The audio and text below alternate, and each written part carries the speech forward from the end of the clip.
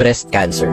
Ito ang third most fatal type of cancer afflicting Filipino women behind lung cancer and liver cancer. But this girl fought through it all. And her name is... Ako nga po pala si Maria Teresa Katamay Carranza. Ako po ay Master Teacher 2 ng Mandaluyong at nagsimula ako dito sa business because of Barbie. Last 2019 ay napagdaanan ni Ma'am Tere ang isa sa pinakamatinding pagsubok ng kanya.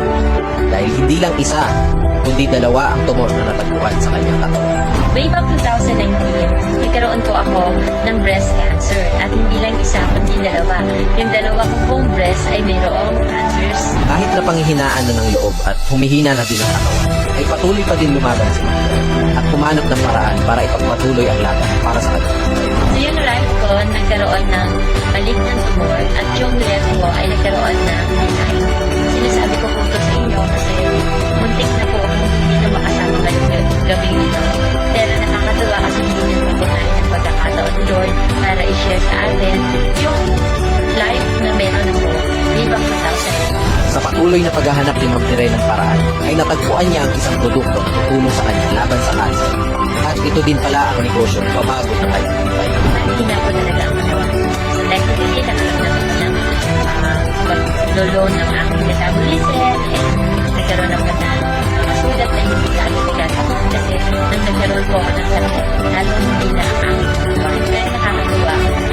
What a thrill of it is na yung cancer, no? Hahanap ako ng paraan para maging healthy at namit ko si Barley. Ang produktong tumulong sa kanya laban sa cancer ay ito din ang bumago at nagpaginhawa ng kanyang buhay. Hindi ko inaasahan magkakaroon ako ng business. At yung business na yun, ito yung House of Franchise.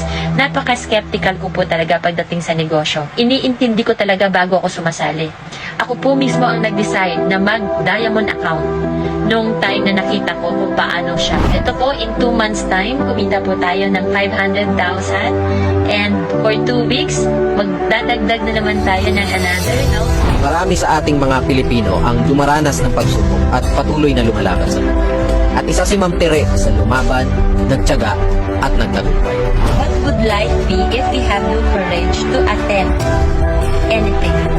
In order to succeed, your desire for success should be greater than the desire of your fear and failure.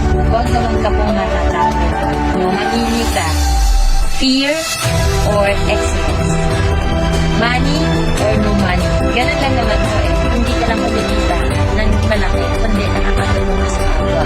Yung simpleng tao na walang mag-aastos, natutulungan natin, nagaling sa wala, pero ngayon kumikita ng 10,000, 30,000, isang opportunity po yun na hindi lang yung taong yung ginagawa ng tulungan natin, kundi pati pamilya po nila. Nakakatuwa dahil sa pag-share ko ngayon, ang dami-dami kong mga nai-inspire din na mga nag-take ng Bali products at yun ang kagandahan ng ating business. Let's do this, guys. Share ko po yung blessing na meron ko. Yung business opportunity, yung opportunity na makasama pa ako ng business na makakatulong sa mga. Yan ang JC Story ni Ma'am Maria Teresa Katamay Carranza.